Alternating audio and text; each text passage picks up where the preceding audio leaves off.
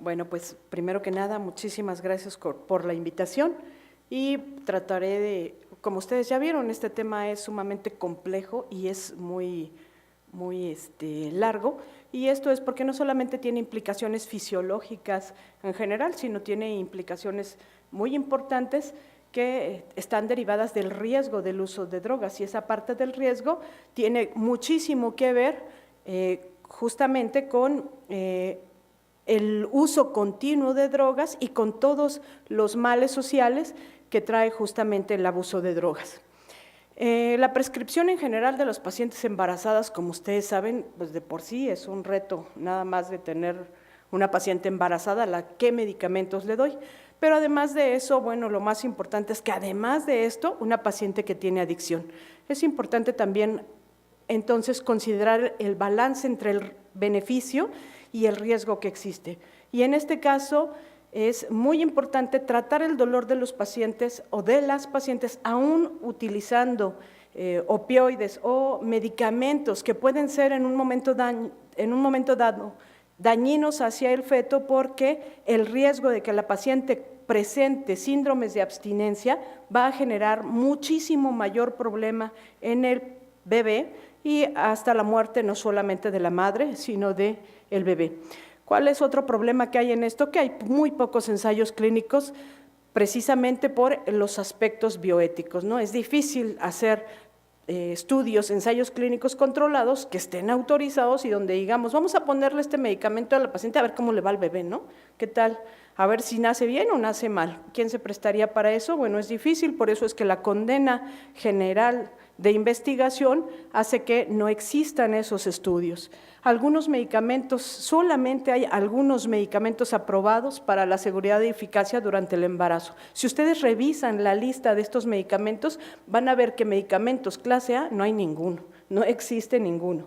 Los que menos problemas causan están entre el B y el C. Por ejemplo, dentro del B están los anestésicos locales. Entonces, nosotros los utilizamos todo el tiempo sin ningún problema, siendo que ni siquiera son clase A. Depende del medicamento, pueden ser justamente una clase B o una clase C.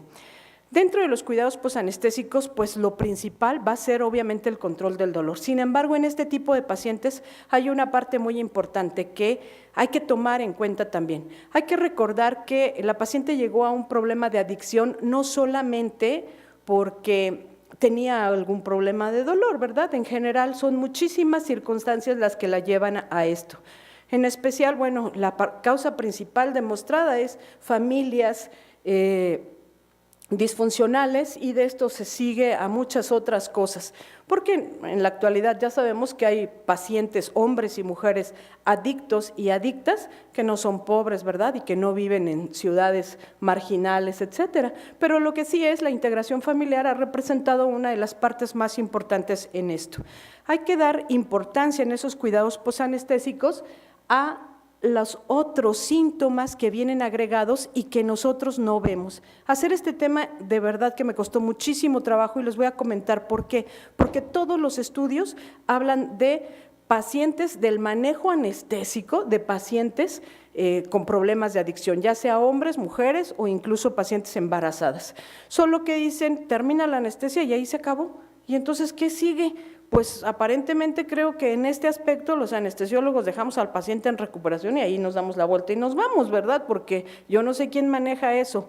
Tuve que recurrir a guías donde son guías de manejo de dolor, no solamente para mujeres embarazadas, sino para público en general. La mayor importancia siempre entonces está derivada en los otros síntomas que acompañan al dolor, y es la ansiedad, el estrés mal manejado de todas las circunstancias del embarazo que vaya a desencadenar, ya sea en la atención del parto o de la cesárea, una analgesia insuficiente, que esto por lo regular sucede normalmente en unidades de recuperación. Esto va bajando, pero sabemos que hay porcentajes que van del 30 hasta el 80% con manejo insuficiente del dolor. Y la otra parte muy importante es temor al dolor. Nosotros sabemos que los adictos se arriesgan a todo, ¿verdad?, con tal de conseguir una dosis, pero no es todo, ¿verdad?, menos a una cirugía.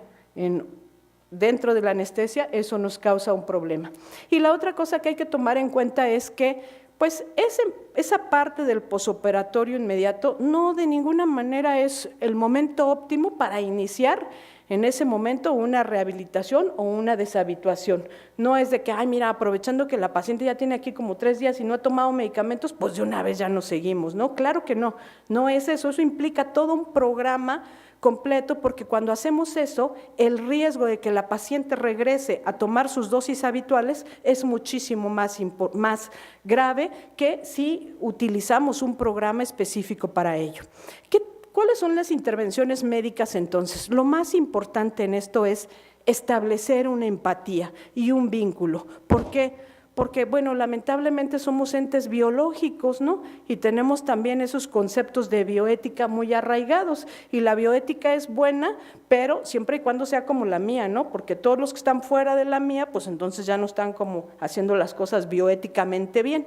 Y eso implica que tenemos que encontrar la forma de ser empáticos para que la paciente pueda libremente expresarse. Yo necesito saber qué toma, a qué hora lo toma, cómo lo toma, cuál fue la última dosis, y si no soy capaz de acercarme a la paciente en forma empática, no va a suceder esto. La mayor parte de las mujeres que acuden a sitios de rehabilitación, a programas de rehabilitación, han pasado ya por cirugías, por anestesias, y lo más interesante de todo esto es que el médico no preguntó, no hizo énfasis en eso, y ellas, con el temor de ser juzgadas, ni siquiera le dieron importancia, y han pasado los eventos quirúrgicos sin que el médico en general el equipo sanitario se dé cuenta de que esto sucedió. En uno de los artículos viene cómo narran toda la historia de una chica que desde los 10, 11 años tiene problemas de adicción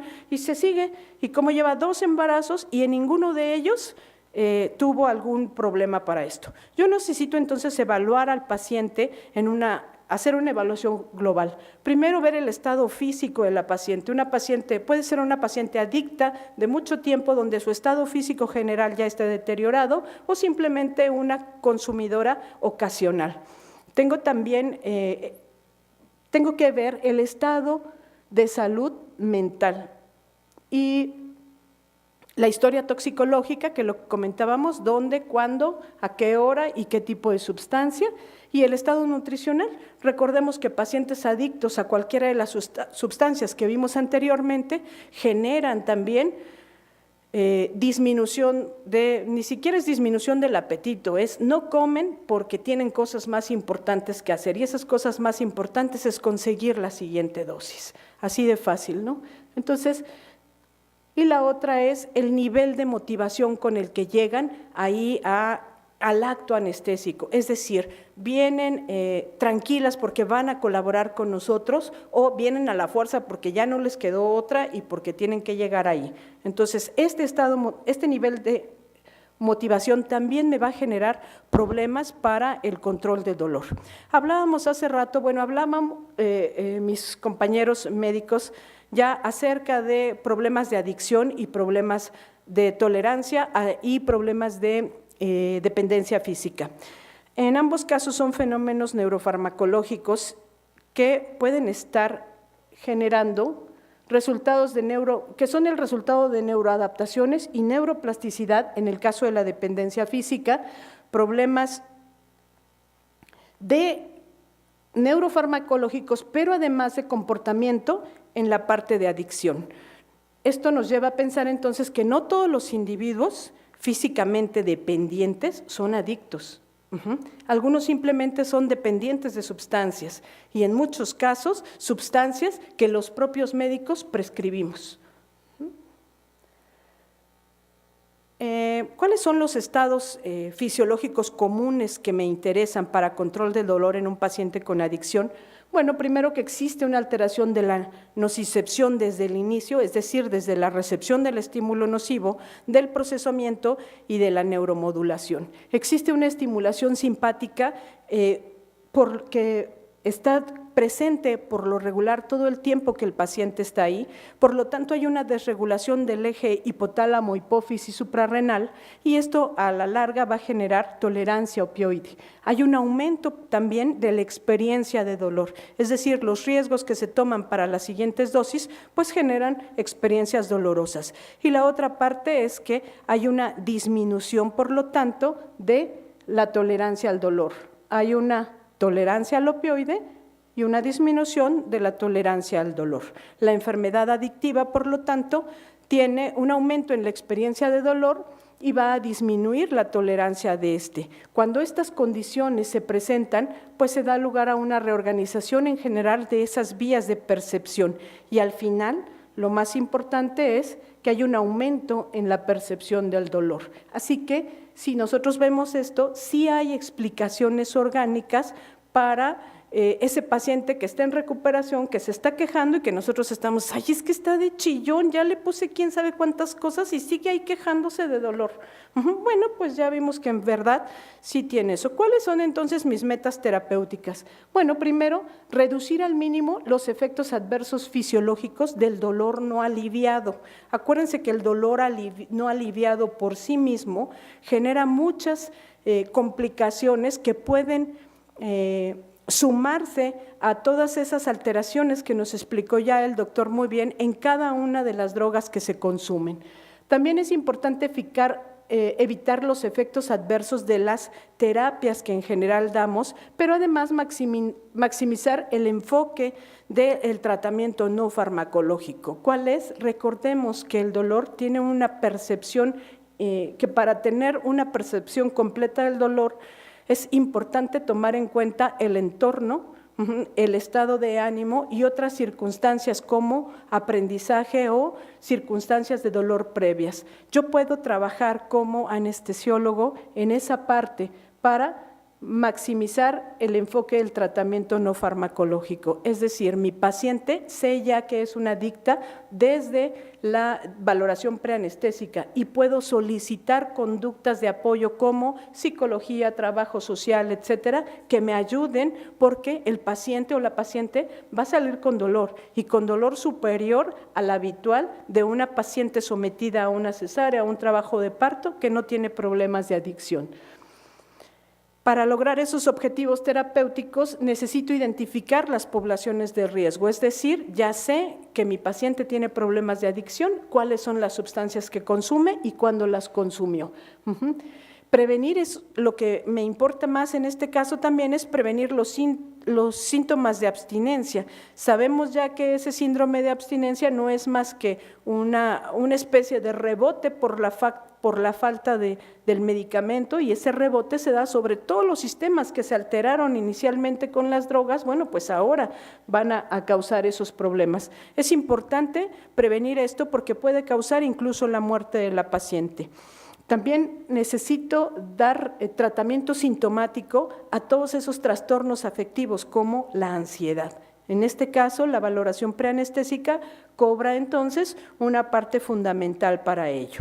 Y una de las cosas más importantes es dar un tratamiento analgésico eficaz en esa fase aguda de dolor. Nosotros sabemos entonces que una paciente que llega con trabajo de parto va a desencadenar en alguna de estas situaciones y entonces que tiene factores de riesgo. Esos factores de riesgo, pues obviamente en una paciente normal son factores de riesgo cardiovasculares, renales, hepáticos y hematológicos. Estos factores de riesgo están aumentados justamente en su porcentaje por el uso de drogas en general. Los AINES son la primera elección en dolor agudo posoperatorio, en este caso para cesáreas, pero eso es lo normal. Vamos a ver un poquito más adelante qué es. Esta es una guía de tratamiento de dolor agudo en pacientes adictos. Y en esta guía va para pacientes adictos en general, no están poniendo una parte específica de adictos a alguna sustancia en general. Entonces, lo primero que tenemos que hacer antes de la inducción. Yo lo que quiero hacer, o en este caso es importante recordar algo, el paciente consume medicamentos o consume drogas de cualquier tipo de por sí, es decir, tiene una dosis basal requerida. A esto se le aumenta un evento quirúrgico que va a causar dolor. Entonces, yo necesito premedicar a mis pacientes antes de la inducción, ya sea anestésica o con anestesia regional, basándome en el consumo habitual de la paciente. Tengo que dar una dosis habitual y sumado a esto, tengo que dar las siguientes dosis intraanestésicas que requiera y mantener al final mi dosis analgésica necesaria para cubrir esos requerimientos de dolor de la cesárea, de lo que la hayan operado, ¿no? Del parto, etcétera. Obviamente que basándonos en el tipo de dolor y la clasificación del dolor, que es un evento quirúrgico como una cesárea, pues y en la personalidad del paciente, la analgesia multimodal sería la elección, ¿verdad? Es decir, el uso de AINES, en este caso, por un lado, el tratamiento o el uso de adyuvantes como tranquilizantes, ansiolíticos, etcétera, y si además lo junto con anestesia regional, bueno, pues esto sería como que lo ideal de mi paciente. La dosis, esta es la dosis diaria de mantenimiento aproximada calculada y esto es muy relativo porque es difícil establecer una dosis si no tengo una buena comunicación con el paciente. Pero bueno, aquí nos están pidiendo iniciar con unas dosis en realidad bajas y vemos que todo está basado en el consumo de morfina IV y las conversiones a otros medicamentos. Fíjense cómo aquí para el mantenimiento, días posteriores, no en el agudo inmediato, podemos también utilizar la buprenorfina transdérmica como está ahí. Y estoy hablando de mantenimiento porque no podría ponerse un poco más adelante. Lo que sigue es el uso también de una PCA. Si yo voy a utilizar una PCA, es importante recordar que voy a utilizar opioides de acción corta, pero necesito grandes bolos y los intervalos tienen que ser pequeños. ¿Para qué? Para que yo no tenga periodos en los que bajó la concentración del opioide y entonces tenga riesgo de generar un síndrome de abstinencia. Si aún así el paciente tiene pobre control de dolor o los efectos adversos de los opioides son intolerables, pues entonces lo que sigue es considerar una rotación a otro tipo de opioides. Ese otro tipo de opioides pueden ser opioides potentes como fentanil, que es algo que nosotros tenemos prácticamente, podemos conseguir, metadona, que metadona en México solamente la tenemos en vía oral, y oxicodona, que en algunos casos se consigue en vía endovenosa o también vía oral. Justamente acaba de salir la presentación de larga duración. La analgesia peridural es siempre o será siempre la elección para control de dolor, ya sea en el parto o en la cesárea. Solo que hay un pequeño problema. El trabajo de parto desencadena aumento de los opioides endógenos. Entonces, quitar el dolor en ese momento puede generarme por sí mismo un síndrome de abstinencia. ¿Por qué? Pues porque ya le quité el dolor y entonces disminuyo la cantidad de opioides que tiene la paciente, de opioides endógenos que tiene la paciente ahí. Si no es suficiente utilizar la analgesia peridural y entonces lo que sigue es una cesárea, bueno, es importante que hay que administrar una dosis suficiente del opioide justamente para evitar ese síndrome de abstinencia. Este síndrome de abstinencia va a desencadenar, si se presenta antes de que nazca el bebé, va a desencadenar sufrimiento fetal agudo. Entonces, necesito mantener el control de mi paciente todo el tiempo, evitar que la paciente tenga dolor, ansiedad, que son los principales motivos como tal. Vean en general los AINES, que son como la primera elección que ya vimos. De todos los AINES que tenemos, pues, ¿cuáles serían como que los indicados?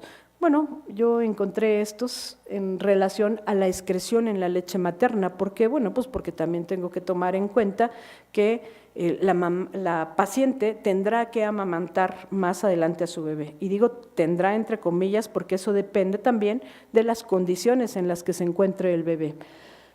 Entonces aquí tenemos al paracetamol, tenemos al metamizol, indometacina con una concentración fetal muy baja, digo, una concentración en la leche materna muy baja, y el naproxeno, que también tiene una concentración en leche materna mínima, pero que tiene una vida más larga. Fíjense que la Asociación Americana de Perinatología considera solamente a algunos pocos AINES compatibles con la lactancia materna, pero solo a corto plazo: ibuprofeno, naproxeno, diclofenaco, indometacina, ketorolaco y piroxicam. Y para largo plazo, ibuprofeno. La analgesia oral para dolor de trabajo de parto o posparto y poscesárea, bueno, pues tenemos aquí a estos, Celecoxib únicamente con la ventaja de disminuir los riesgos gastrointestinales, pero sin diferencia en relación al alivio en general. Vean, por favor, el riesgo relativo del uso de AINES, que no es inocuo también. El riesgo relativo va de 11.2, pero vean, el intervalo de confianza es muy amplio, es decir, algunos me están dando un riesgo de 2.3 y otros, pues prácticamente del 60, ¿no? Del 60% más de lo que tenemos ahí.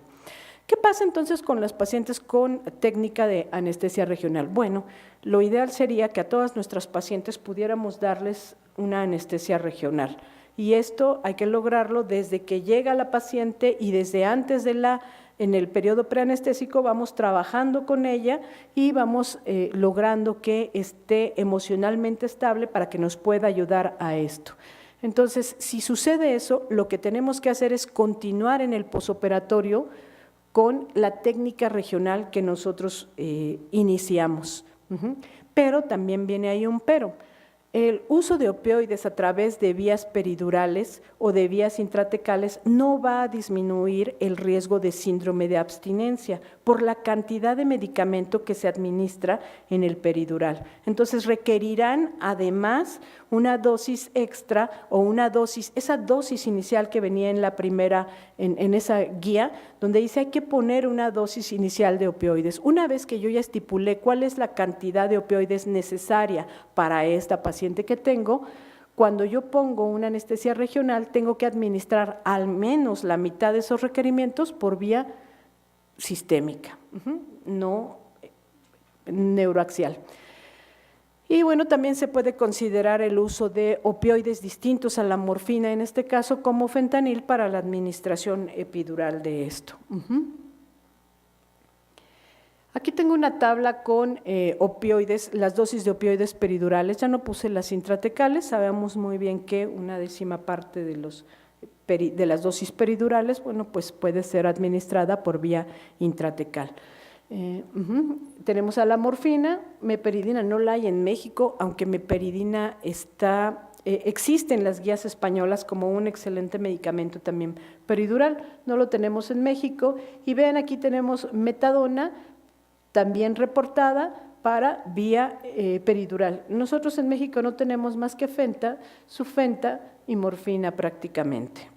Metadona solamente en vía oral que hay. Sin embargo, bueno, aquí tenemos las dosis equipotentes, digo las dosis, los inicios de acciones, y vean el rango de infusión. La administración de los opioides, bueno, ahorita viene. Vamos a hablar ahora de qué pasa con el paciente que tiene adicción a opioides. En general, y gracias a muchas cosas, en México no hay muchos pacientes que tienen problemas de adicción a opioides. Lamentablemente, la mayor frecuencia de la adicción a opioides se da en médicos, en personal del sistema de salud. Entonces también es importante que nosotros aprendamos a manejar esto. Las guías de tratamiento para paciente adicta se dividen prácticamente en dos, las pacientes adictos a opioides y los adictos a otras sustancias, que es como la general que puse anteriormente. En el caso de la adicción a opioides, es importante determinar cuál es el estado actual. Si es un paciente habitual, es decir, consume continuamente medicamentos, entonces hay que administrar dosis de mantenimiento de su dosis de mantenimiento a esa dosis, igual a esa dosis habitual. Si está en tratamiento de sustitución, en la actualidad solamente hay 2 medicamentos que se emplean para tratamiento de sustitución, que es metadona y buprenorfina. Recordemos lo que dice, es tratamiento de sustitución, no es medicamento que va a quitar la adicción a morfina o algún otro medicamento. Y para esto hay que seguir con él antes y después de la cirugía. Es decir, si en su tratamiento de sustitución tiene parches pegados, pues hay que dejarle los parches. Y esa es nuestra base. Y a partir de ahí aumentamos los requerimientos de la anestesia y del dolor posoperatorio que sea necesario. Solamente esos. Si la paciente está deshabituada, es decir, ya no toma opioides, pero fue consumidora de opioides, entonces es importantísimo recordar que la exposición a opioides va a aumentar la posibilidad de la recaída. Es decir, hay que tratar por todos los medios de utilizar adyuvantes, anestesia regional, antes de iniciar opioides, porque aunque el opioide sea a una dosis muy bajita, nada más es tantito, como la voy a dormir, no se va a dar cuenta, etcétera. Recordemos que ya hay cambios estructurales que van a detectar justamente la presencia de opioides. Entonces, en el posoperatorio de los pacientes adictos a opioides, vamos a tener que es importante la titulación de esos opioides, pero también hay que iniciar adyuvantes y continuar con nuestras técnicas de anestesia regional, lo que sea más cómodo para el paciente. Hay que esperar esto es muy importante. Los requerimientos esperados de opioides son 2 a 4 veces más la dosis requerida. En algún otro texto decía que puede aumentar de 30 hasta el 100% lo que necesitamos. Y la mayor parte de las veces lo que hacemos es, como es adicto y como ya está ahí, pues entonces le ponemos una poquita dosis y luego le vamos aumentando otro poquito. No, hay que empezar con una dosis o hay que ver que en realidad existe una necesidad de una dosis mucho más elevada. Incluso hay riesgo del despertar transanestésico si no se mantiene la dosis requerida importante. Valorar dosis altas para un control adecuado del dolor. Y si está la vía oral disponible, bueno, pues es importante iniciar con la dosis oral y esa dosis oral 1.5 veces más alta. Y en este caso puede iniciarse con dosis oral y utilizar solo la PCA para rescates. Si la vía oral no está disponible, entonces en lo que nosotros podemos pensar es en el uso basal de una PCA para control de dolor. ¿Cuáles son las ventajas de utilizar una PCA en este tipo de pacientes? Bueno, pues porque es fácil de usar y porque en las áreas de anestesia, de recuperación, pues está aceptado y ya las personas estamos familiarizadas con eso. Que el uso va a mantener concentraciones estables de opioides en sangre, es decir, va a disminuir el riesgo justamente de síndrome de abstinencia. Va a mantener entonces un alivio del dolor continuo con una dosis inferior. Y esto va a hacer que cuando haya picos disminuya la sedación y también disminuya la ansiedad. Y esto, si nosotros tenemos un paciente en confort, va a disminuir la posibilidad de confrontación. Es decir, vamos a tener un paciente menos combativo. Y yo creo que a nadie le gusta quedarse en recuperación batallando o cuidando a un paciente combativo, que ya no sabemos qué más hacerle o qué más ponerle.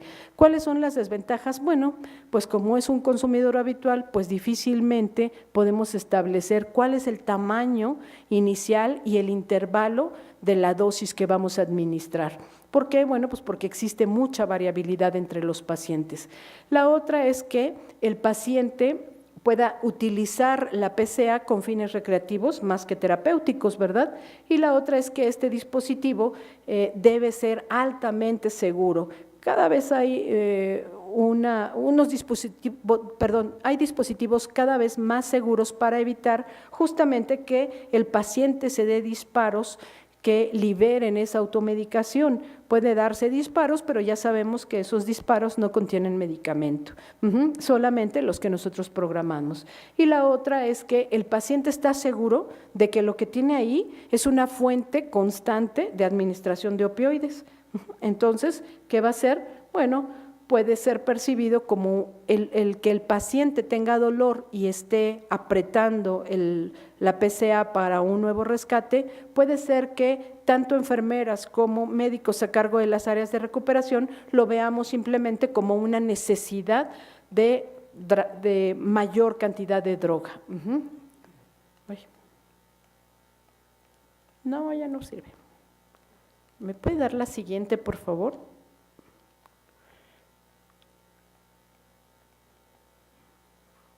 ¿Me puede dar la siguiente, por favor? Ya cambió, ya. Bueno, ¿cuáles son los opioides que se usan con mayor frecuencia en estos casos?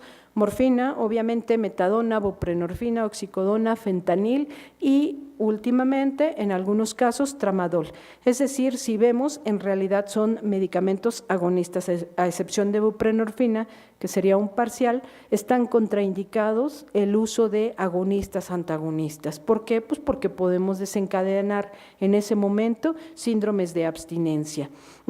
Y las vías empleadas son la intravenosa, la oral, la peridural, espinal y también últimamente la transdérmica. Es importante recordar que las dosis intravenosas serán mucho mejores si se administran en infusiones continuas o en lugar de poner bolos a necesidad del paciente, hay que poner bolos establecidos ya por horarios. Tenga o no tenga dolor, tiene que administrarse la dosis a espacios así seguidos. La vía peridural y espinal, bueno, pues están reservadas prácticamente desde el inicio de la cirugía, eso sería muchísimo mejor.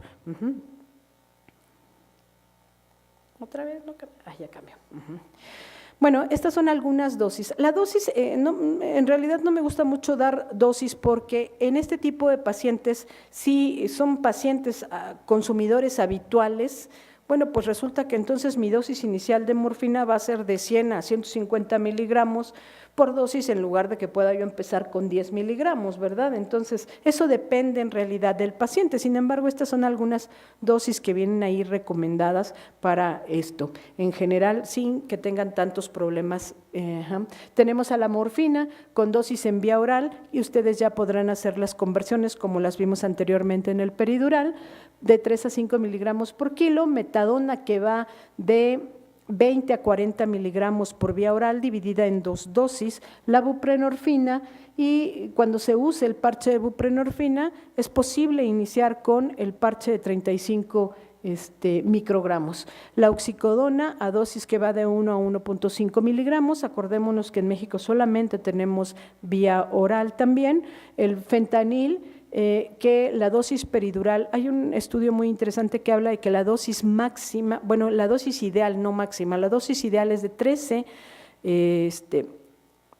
microgramos por mililitro de anestésico administrado cuando lo voy a poner por vía peridural. Y el tramadol que se puede poner por vía endovenosa con un máximo de 400 miligramos por día. Los adyuvantes en realidad son algo muy importante. Aquí ya puse a los AINES, de los que ya hablamos, los anestésicos locales, los alfa agonistas que ustedes también manejan muy bien, dexme y clonidina, la ketamina, los gabapentoides.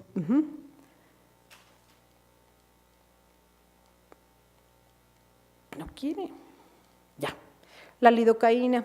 Bueno, la lidocaína, aparte de que dentro de la anestesia, de la analgesia multimodal están los bloqueos regionales y que puede emplearse en todos los anestésicos locales en distintos bloqueos previos a la cirugía, bueno, pues también la tenemos para administración endovenosa. Inhiben la actividad espontánea de las fibras E y tienen que ver también últimamente se ha encontrado que tiene que ver o que está asociada a problemas de inflamación. La dosis de infusión va de 3 a 5 microgramos por kilo en 30 minutos. La verdad es que en la clínica del dolor nos da un poco de temor meterlo a 30 minutos por la sedación que puede producir y obviamente la clínica del dolor los pacientes son externos. Así que nosotros la mandamos a prácticamente 2 horas para disminuir la presencia de efectos adversos. Más de 5 miligramos ya no es útil. Los efectos adversos que dan son mayores. La dosis de 3 miligramos por kilo es la dosis ideal prácticamente. Y con esto, nos ayuda prácticamente a mejorar las condiciones de dolor. Ahora que no quería que se quitara. Pero bueno, vamos a seguirnos con ketamina. Ketamina, bueno, pues todos hemos tenido por ahí la experiencia de usarlas durante trabajo de parto, durante cesáreas, en bloqueos insuficientes, etcétera, y sabemos que en realidad no tiene efectos adversos para la madre o para el feto en ese momento. Y estos estudios han sido realizados a través de la cuantificación de una gasometría en el niño y además es útil en general en la analgesia obstétrica. Para control de dolor posoperatorio, cuando no es suficiente la dosis de opioide y ya no queremos utilizar más, en pacientes también que tienen algún tipo de dolor o participación de dolor neuropático, podemos iniciar dosis de ketamina endovenosas, ya sea en infusión o una dosis IV lenta y diluida.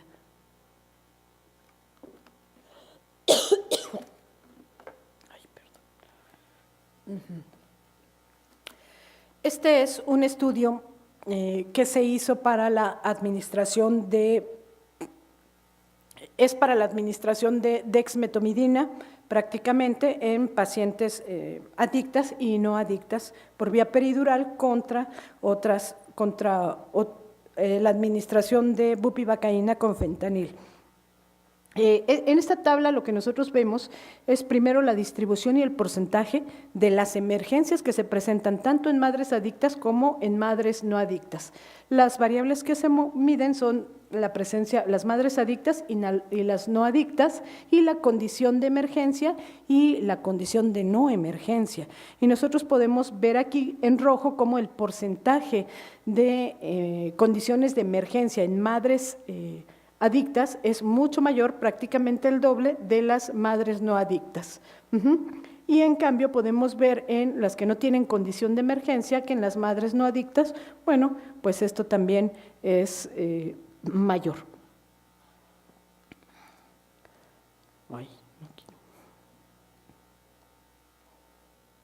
Ahí está. ¿Qué pasa con las madres adictas y las no adictas cuando nace el bebé? Bueno, aquí tenemos una gráfica donde nosotros podemos observar el promedio del resultado de APGAR contra el tiempo en minutos. ¿Cuánto tarda en recuperarse un hijo de madre adicta y un hijo de madre no adicta? Y nosotros aquí podemos ver en azul que son las madres sin adicción, donde el promedio de APGAR oscila entre el 8.7 y vean con sus intervalos de confianza, y en cambio vean el promedio de madres con adicción que oscila prácticamente en el 7.5 al minuto de nacer. Y el paciente tiene que pasar casi 10 minutos para que pueda alcanzar un APGAR de 9, en caso de que lo alcance. Recordemos que muchos pequeñitos terminan en áreas de terapia intensiva. Ahí está. Bueno, estas son las características demográficas de ese estudio que les comenté que se hizo prácticamente es el bloqueo con dexmetomidina 1 miligramo por kilo en peridural contra bupivacaína más fentanil. No hay diferencia significativa en los datos demográficos, como ustedes pueden ver, son similares para ambos grupos. Ahí está. ¿Cuál es la incidencia de efectos adversos en esto? Aquí nosotros marcamos para Hay bueno, en general vean, por ejemplo, para ambos grupos podemos ver en la columna inicial cuáles son las variables que se midieron: hipotensión, bradicardia, náusea, vómito, dolor intraoperatorio, dolor posoperatorio, escalofríos y el consumo en general de fentanil transoperatorio.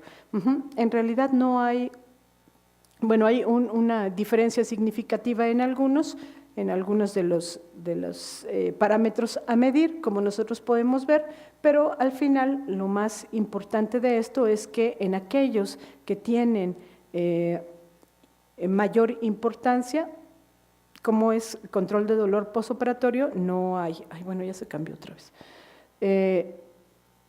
La conclusión de este estudio nos dice que la adicción de la dexmetomidina a los anestésicos peridurales en pacientes que son sometidas a cesárea de elección mejora las condiciones intraoperatorias y además la calidad posoperatoria sin que los efectos secundarios sean significativos tanto para la madre como para el pequeño, para el bebé.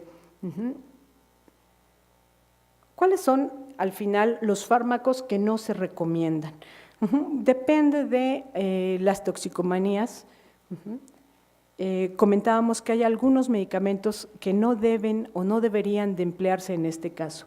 En el caso de la heroína, la ketamina y la naloxona están puestas en eso, aunque en la actualidad hay un programa en Europa donde administran o regalan dosis de naloxona para revertir las muertes por sobredosis, y uno prácticamente las tiene ahí donde les dan las dosis de metadona, también les dan las dosis de naloxona. Eso es en realidad muy reciente. Si el paciente tiene antecedentes de consumo no solamente de heroína, sino de opioides, bueno, pues están contraindicados los opioides. En hijos de madres consumidoras de heroína, bueno, pues la naloxona va a generar síndromes de abstinencia. En algunos casos, en algunos artículos mencionan que la adicción a la marihuana no debería, en ese momento no debería de usarse ketamina para utilización transanestésica. Sin embargo, una vez que ha pasado este periodo, podría utilizarse para control de dolor como adyuvante, únicamente como coadyuvante. Y creo que esta es la última. Ay, me faltó. Bueno, ahí está. Dentro de las conclusiones, entonces, es importante recordar que la valoración de la paciente nos va a llevar siempre a un método de elección que tiene que ser multimodal, que el manejo del dolor posoperatorio debe iniciar siempre en el preanestésico.